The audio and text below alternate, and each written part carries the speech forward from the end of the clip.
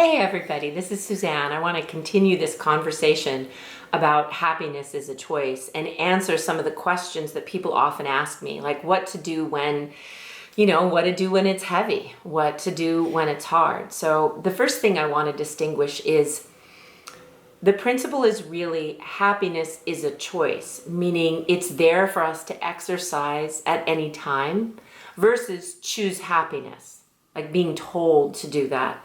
Now, for me, I find it comforting to just simply know that I have that choice available to me.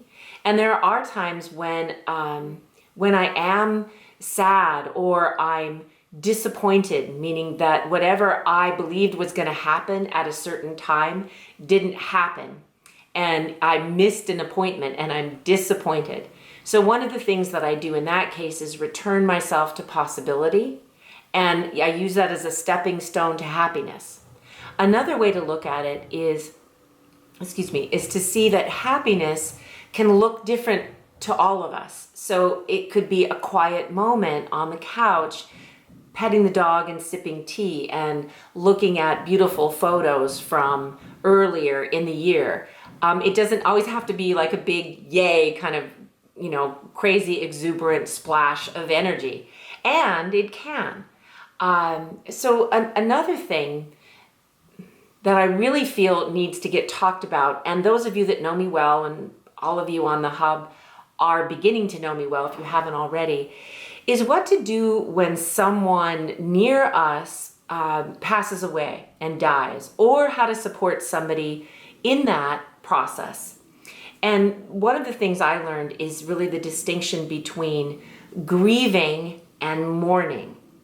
So grieving is a very dark, spiraling energy that takes us out of the now and takes us, let's say, even below, not below the line of choice, really into the grave with someone. In the scriptures, it talks about grieve not, whereas mourning allows us to have the body sensations, be with our feelings, and begin to honor that person's life.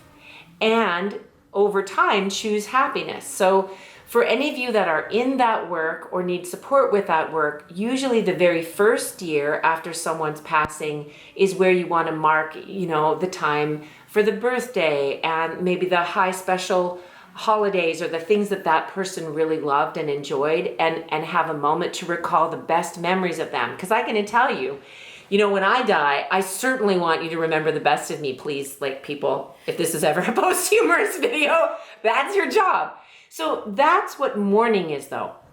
So that's another way to exercise this idea of happiness is a choice, is to know the difference between grief and mourning and be able to make that shift.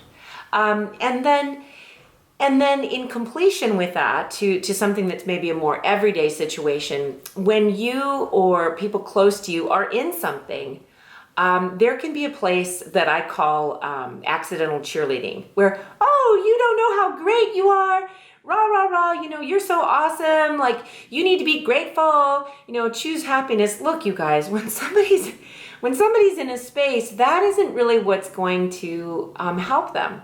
That's the time to really ensure that you drop into I am, you are, and give that person the space to express what's happening to them, be exercising your choice, and really provide the listening, knowing, whether you say it or not, that they have access to being able to make that shift. And it can be a very subtle one. It can often be one that requires a certain risk for them to take, because they're moving maybe out of something that has become comfortable or habitual. Like it can be habitual for me to be disappointed, or for the younger people that are in the dating process, it can be habitual to give up or to feel a comparison or a sadness.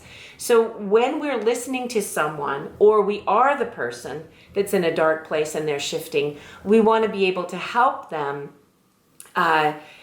to make that smaller step that will lift them up to restoring their ability to choose. So I hope that that's helpful to you. And I want to just close by saying that, darkness darkness is really a big part of what we work on in Lightyear. If I could say anything, it's that I want to give you the tools of having night vision goggles. I want each of you to be able to see in the dark, to see the light in the dark, to be able to not be afraid of it, to be able to navigate in it. Because to do otherwise would be to skip over a whole aspect of living that's very, very powerful. Okay, carry on, and much love and gratitude to all of you.